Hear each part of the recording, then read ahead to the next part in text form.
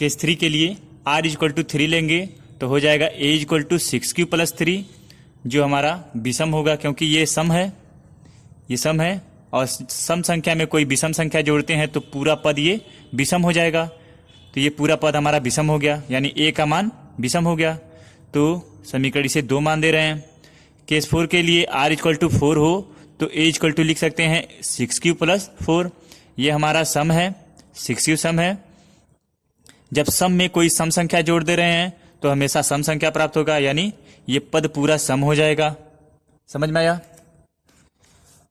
अगला केस लेते हैं, केस 5। r इक्वल टू जब 5 हो तो हो जाएगा a इक्वल टू 6 प्लस 5, ये सम है और सम में कोई विषम संख्या जोड़ दे रहे तो पूरा पद विषम हो जाएगा, यानी ये पूरा पद विषम हो गया। तो इसको समीकरण 3 मान दे रहे हैं। लिखेंगे समीकरण 1, 2 व 3 से स्पष्ट है कि किसी भी धनात्मक विषम पूर्णांक 6 प्लस 1 या 6 प्लस 3 या 6 प्लस 5 के रूप का होता है। क्वेश्चन में जो लिखा है वही लिख देंगे। समझ में आया? चलिए अगला क्वेश्चन देखते हैं।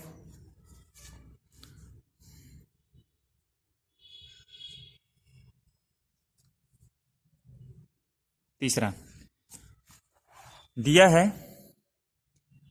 किसी परेड में 6 से 16 सदस्यों वाली एक सेना आर्मी की टुकड़ी को 32 सदस्यों वाले एक आर्मी के बैंड के पीछे मार्च करना है। दोनों समूहों को समान संख्या वाले स्तंभों में मार्च करना है। उन स्तंभों की अधिकतम संख्या क्या है जिनमें वे मार्च कर सकें? ठीक है, सदस्य कितने हैं? 6 से 16 हैं और कितनी टुकड़ियों में बांटना है? 32 टुकड़ियों के सदस्यों में बांटना है। यहाँ पे एक चीज कहा है कि स्तंभों की अधिकतम संख्या क्या हो।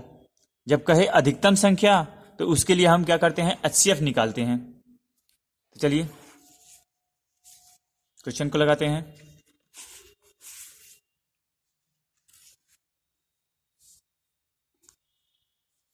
तीसरा क्वेश्चन लिखेंगे, प्रश्नानुसार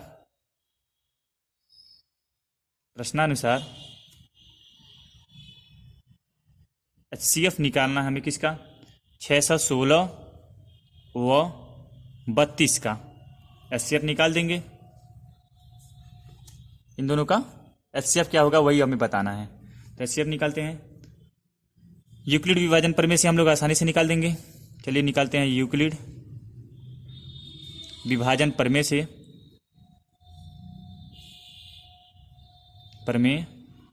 भागफल विधि से भी हम लोग आसानी से निकाल सकते हैं, लेकिन हम लोग यहाँ पे यूक्लिड विभाजन प्रमेय लगाते हैं। तो उसके लिए a इक्वल टू हो गया हमारा 6 से 16 और b इक्वल टू हो जाएगा 32। तो होता है a equal to B Q plus are. तो लिखेंगे केस 1, 6 से 16 को हम लोग लिख सकते हैं 32 गुणे, अब भागफल कर दे रहे हैं। 32 से 6 से 16 का भाग कर दिया जाए। एक बार शेष हो जाएगा 9, ये 2 6 उतर जाएगा, लगभग 9 त्रिके 27, 9 बार जाएगा 8, ये हो जाएगा 2, हो गया 2 हो गया, सॉरी 16 में से 8 जाए 8 बचेगा। ये पुनः 32 में भाग देना हमें 4 बार,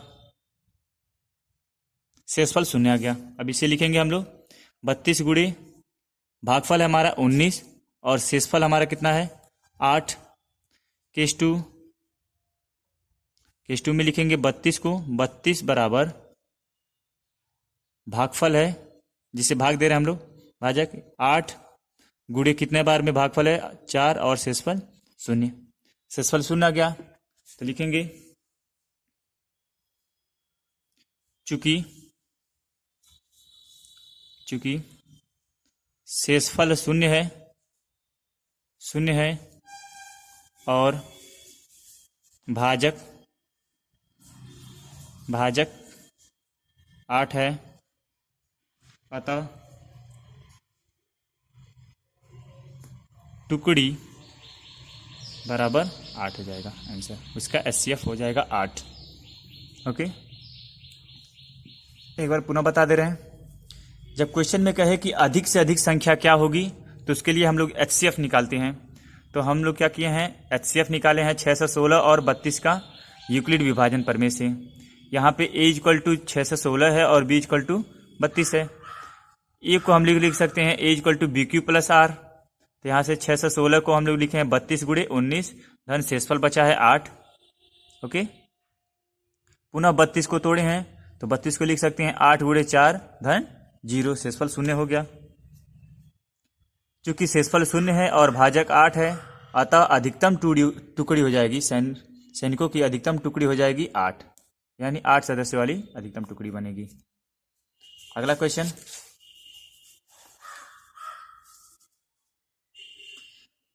दिया है यूक्लिड विभाजन प्रमेयिका का प्रयोग करके दर्शाइए कि किसी धनात्मक पूर्णांक का वर्ग किसी पूर्णांक यम के लिए 3m या 3m + 1 के रूप का होता है। ओके, बहुत इंपॉर्टेंट क्वेश्चन है, 5वां और 6वां। पहला क्वेश्चन भी ध्यान से देख लीजिएगा आप लोग। चलिए चौथा क्वेश्चन लगाते हैं।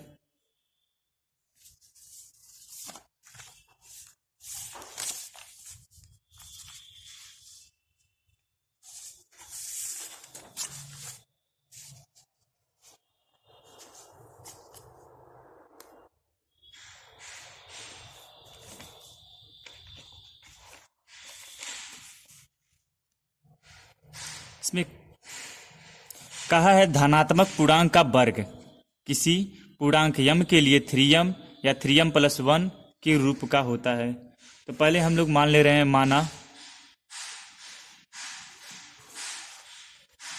माना धनात्मक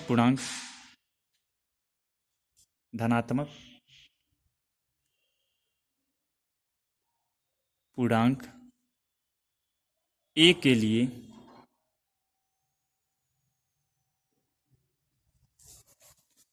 यहां पे हम लोग देख पा रहे हैं कि सब में दिया है 3m + 1 ए के लिए, यहां b = 3 दिया है। ठीक है, अर्थात r का मान क्या क्या हो जाएगा, b से कम होगा, यानी 0, 1 और 2 हो जाएगा। r का मान b से कम ही होगा, तो r = 0, 1, 2, 3, यानी 3 केस बन रहा है हमारे पास। ओके, लिखेंगे यूक्लिड विभाजन प्रमेय से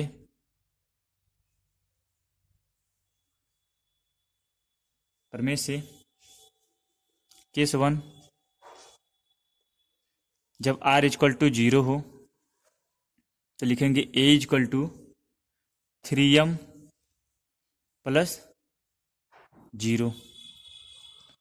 हमें दिया है पहले ही कि धनात्मक पूर्णांक यम के लिए 3m या 3m + 1 के रूप का होगा। किसी भी संख्या का वर्ग, धनात्मक पूर्णांक का वर्ग यम के लिए 3m या 3m + 1 के रूप का होगा। तो इसमें हम लोग देख पा रहे हैं कि 3 कॉमन है b के स्थान पे, तो b को मान लिया 3, तो r का मान उससे कम होगा, यानी 0, 1, 2, 3 केस बना, तो r = 0 रखने पे आ गया a का मान, a = 3m। अभी हमारा यहाँ पे पूरा नहीं हुआ क्वेश्चन, कहा है यहाँ पे वर्ग करने पे। ओके, पूर्णांकों का वर्ग करने पे, तो क्या कर रहे हैं, दोनों पक्षों का वर्ग कर दे रहे हैं। दोनों पक्षों का वर्ग करने पर हो जाएगा a² = 3m का स्क्वायर। इसे लिखेंगे a² = ये हो जाएगा 9m²। यहाँ से हम लोग क्या कर रहे हैं, a² = 3 बाहर कर रहे हैं, तो हो जाएगा 3m²। अब 3m² को हम मान दे रहे हैं कैपिटल M, माना 3m² = कैपिटल M। तो ये हो जाएगा a² = 3m। यही हमें लाना था कि किसी भी संख्या का वर्ग 3m या 3m + 1 के रूप का है। तो एक आ गया, ये समीकरण 1 मान देंगे इसे।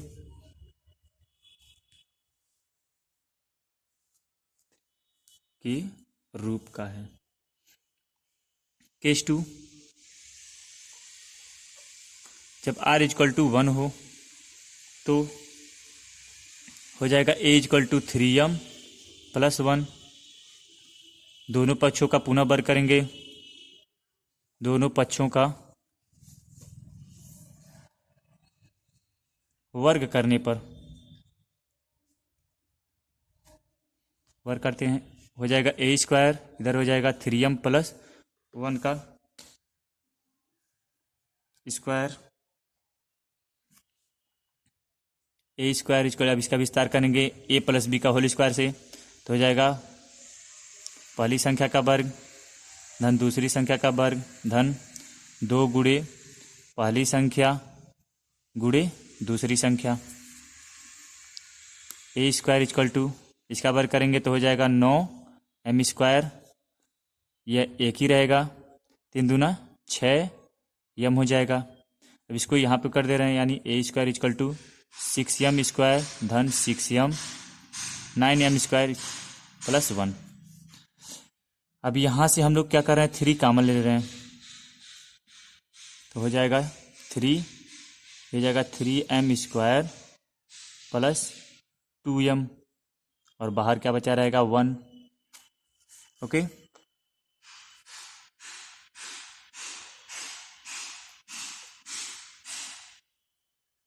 तो लिख सकते हैं ए स्क्वायर इक्वल टू, इस पूरे को हम लोग मान दे रहे हैं, माना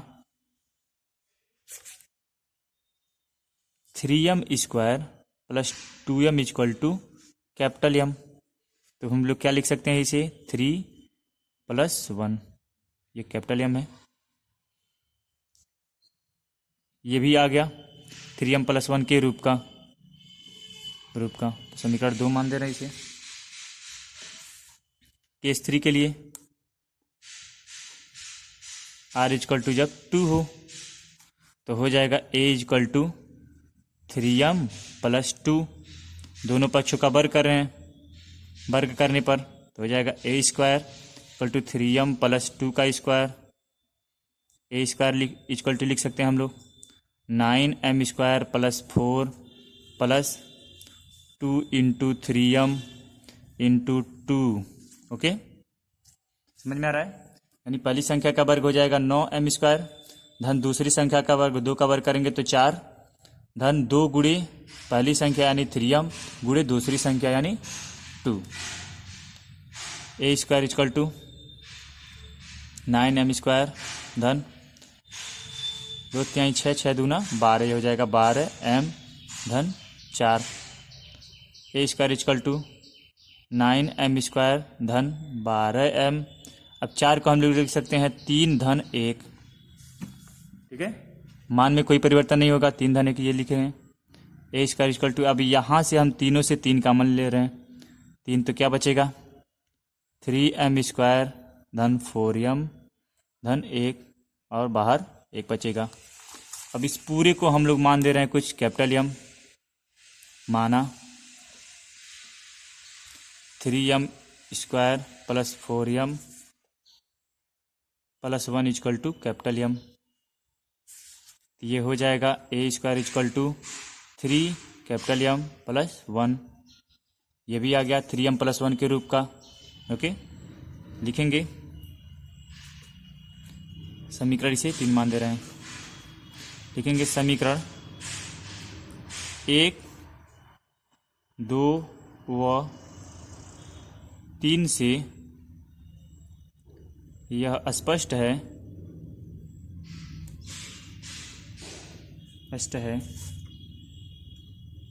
कि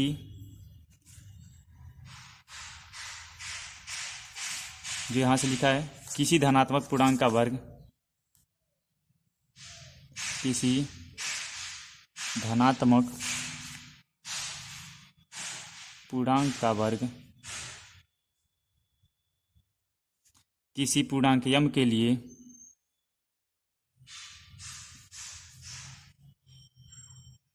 पूरा लिख लेंगे, ये m के लिए 3m या 3m प्लस 1 के रूप का होगा, 3m या 3m प्लस 1 के रूप का होता है। ओके, ये हो जाएगा आंसर। पुनः एक बार और आप लोगों को समझा देते हैं। क्वेश्चन में कहा है कि यूक्लिड विभाजन का प्रयोग करते हुए आप लोग दिखाइए कि किसी धनात्मक पूर्णांक का वर्ग किसी पूर्णांक यम के लिए, ओके देखिए, किसी पूर्णांक यम के लिए 3m या 3m+1 के रूप का होता है। तो माना धनात्मक पूर्णांक a के लिए जहाँ यहाँ b = 3 है, 3m+1 के रूप का लाना है। तो यहाँ से हमें एक चीज़ कॉमन दिख रहा है कि 3 है आगे b के स्थान पे, तो हम b को मान ले रहे हैं 3, अर्थात इसका शेषफल क्या हो जाएगा, r = 0, 1, 2, यही 3 ऑप्शन हो सकता है शेषफल। यूक्लिड विभाजन प्रमेय से जब r = 0 लेंगे तो a = हो जाएगा 3m+0, यानी a = 3m हो जाएगा। दोनों पक्षों का वर्ग करेंगे, a² = हो जाएगा 9m²। ओके, a² हम लोग लिख सकते हैं 3 × 3m²। 3m² को हम लोग मान दिए हैं कैपिटल M या m1 मान सकते हैं, तो ये हो जाएगा 3m1। ओके, ये भी आ गया 3m+, पहली संख्या का वर्ग कर रहे हैं तो आ गया 3m के रूप में। केस 2 के लिए r = जब 1 हो तो a = हो जाएगा 3m+1। दोनों पक्षों का वर्ग करेंगे, यहाँ पे a + b का होल स्क्वायर लगेगा, a² + b² + 2ab होता है। तो ये सूत्र का प्रयोग करके इसका विस्तार करेंगे तो हो जाएगा 9m² + 1 + 6m। इन दोनों से हम लोग क्या कर रहे हैं कि 3 कॉमन ले रहे हैं, तो बचेगा 3m² + 2m और +1 बाहर रहेगा। इस पूरे जो कोष्टक में है इसको पूरे को मान दे रहे हैं m, कुछ कैपिटल M या m2 भी मान सकते हैं। तो ये हो जाएगा 3m2 + 1। ये भी क्या हो रहा है, इस रूप में दिख रहा है, 3m+1 के रूप का दिख रहा है। जब r = 2 होगा तो हो जाएगा a² = 3m+2 का वर्ग। इसको भी तोड़ा गया है a + b को होल स्क्वायर के रूप में, तो हो गया है 9m² + 4 + 2 × 3m + 2, तो यह हो जाएगा 9m² + 12m + 4। यहाँ से क्या कर रहे हैं, 4 को तोड़े हम 3 धन 1 के रूप में, और यहाँ से पूरे से हम 3 कॉमन किए हैं, जो बच गया उसे ब्रैकेट में कर दिए हैं, और ब्रैकेट की पूरी संख्या को मान लिए हैं कुछ m, कैपिटल M या m3 भी मान सकते हैं। ओके, तो ये भी क्या दिख रहा है, 3m3 + 1 के रूप का दिख रहा है, कि रूप का। अतः समीकरण 1, 2, 3 से स्पष्ट है कि किसी धनात्मक पूर्णांक का वर्ग किसी पूर्णांक m के लिए 3m या 3m+1 के रूप का होता है। ओके, चलिए अगला क्वेश्चन देखते हैं। अगला क्वेश्चन दिया है, यूक्लिड विभाजन प्रेयिका का प्रयोग करके दिखाइए कि किसी धनात्मक पूर्णांक का घन 9m या 9m+1 या 9m+8 के रूप का होता है। यहाँ से हमें एक चीज़ स्पष्ट हो रहा है कि 9m या 9m+1 या 9m+1 9m+8, यहाँ से ये बड़ी संख्या दिख रहा है। b का मान ये जो है b = 9 है, ये बड़ी संख्या दिख रहा है। तो इसके लिए हम सरल करने के लिए b = 3 मान ले रहे हैं। b = 3 मान के, क्योंकि हमें करना है इस संख्या का घन, तो उसमें घन में 9 आ जाएगा। चलिए अभी देखते हैं।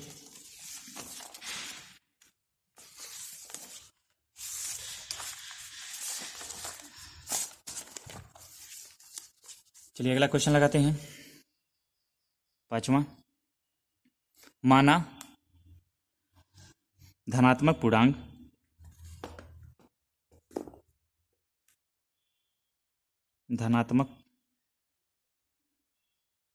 पूर्णांक a है, वो b = 3 है, अर्थात r = हो जाएगा 0, 1 और 2। 3 केस बनेगा इसमें भी, 0, 1, 2। ठीक है, तो लिखेंगे यूक्लिड विभाजन प्रमेय से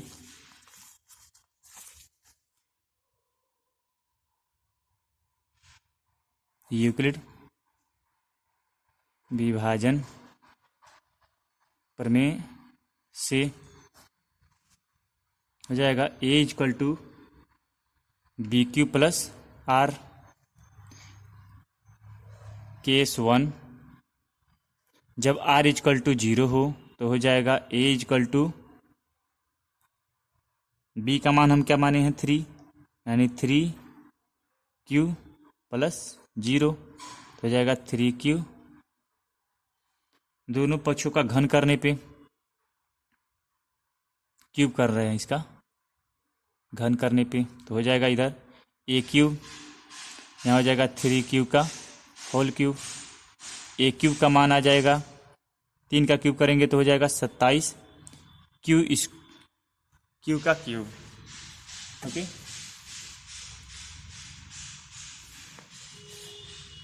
ए क्यूब को हम लिख सकते हैं 9 इंटू 3 क्यूब का क्यूब।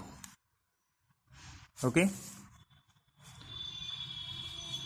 माना यहाँ पे जो ब्रैकेट में उसे मान दे रहे हैं, माना 3q का क्यूब इक्वल टू कुछ यम, तो हो जाएगा ए क्यूब इक्वल टू 9m। ये पहला वाला 9m के रूप में आ गया, जो कहा था 9m या 9m प्लस 1 या 9m प्लस 8 के रूप का होता है किसी भी संख्या, धनात्मक संख्या का क्यूब। तो पहला तो आ गया हमारा 9m के रूप का। चलिए दूसरा देखते हैं, केस 2 के लिए। केस 2 के लिए जब r इक्वल टू 1 हो तो हो जाएगा a equal to B Q plus r. A का मान हमारा कितना है, ए का a, बी का मान हम लोग माने हैं 3, तो 3q प्लस 1 हो जाएगा। दोनों पक्षों का घन करने पर हो जाएगा ए क्यूब, इधर हो जाएगा 3q प्लस 1 का क्यूब। ओके,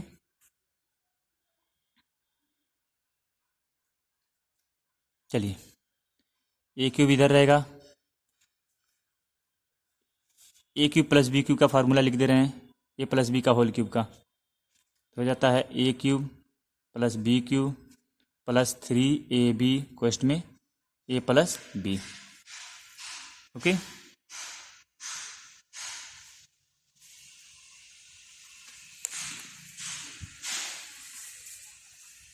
हो जाएगा इधर 3 क्यूब का क्यूब प्लस 1 का क्यूब प्लस 3 गुणे 3q गुणे 1 ब्रैकेट में 3q प्लस 1। इसका विस्तार करते हैं, हो जाएगा 27 q का क्यूब प्लस 1 प्लस 9 क्यूब और 3q प्लस 1। अब ब्रैकेट का ओपन करते हैं तो हो जाएगा 27 q का क्यूब प्लस 1 प्लस ये भी हो जाएगा 27 q स्क्वायर प्लस 9q। अब इन तीनों को एक पास कर दे रहे हैं, 27 q का क्यूब धन 27 q स्क्वायर धन 9q धन 1। अब इन तीनों से हम क्या कर रहे हैं, 9 कॉमन कर ले रहे हैं, तो क्या बचेगा 3q का क्यूब धन 3q स्क्वायर धन q और धन 1। जो ब्रैकेट के अंदर है इसको हम मान दे रहे हैं कुछ, माना 3q का क्यूब धन 3q स्क्वायर धन क्यूब इक्वल टू कुछ यम मान दे रहे हैं, तो हो जाएगा ये 9m प्लस 1, यानी ए क्यूब का मान आ गया 9m प्लस। अब ये दूसरा रूप हमें प्राप्त हो गया, 9m प्लस 1 के रूप का हो गया, ये रूप का समीकरण इसे मान दे रहे हैं 2, समीकरण 2 समीकरण 1 इसे मान दे रहे हैं। अब केस 3 के लिए जब r इक्वल टू 2 हो तो हो जाएगा a equal to B Q plus 2,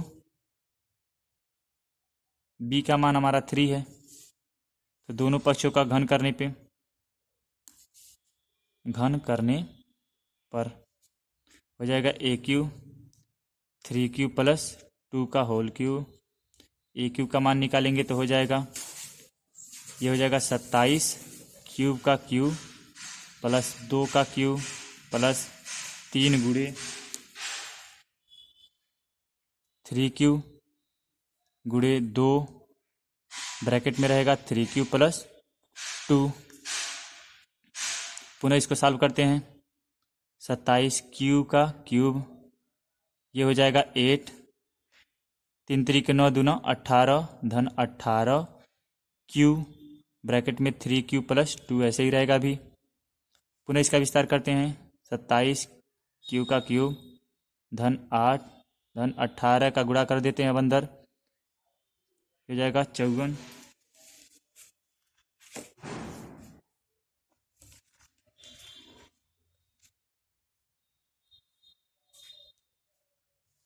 sorry, सही है, 54 q का क्यूब 18 दूना 36 q।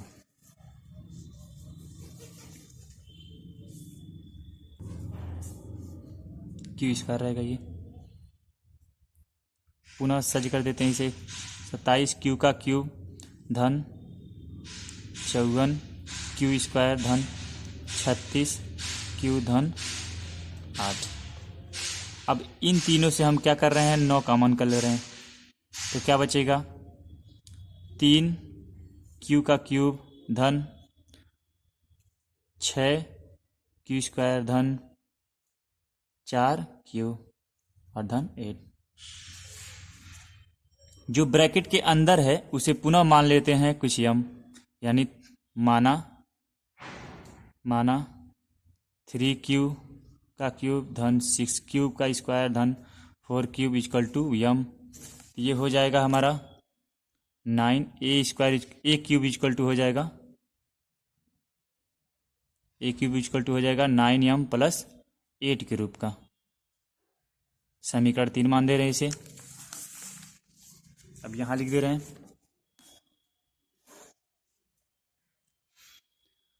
समीकरण 1, 2 व 3 से स्पष्ट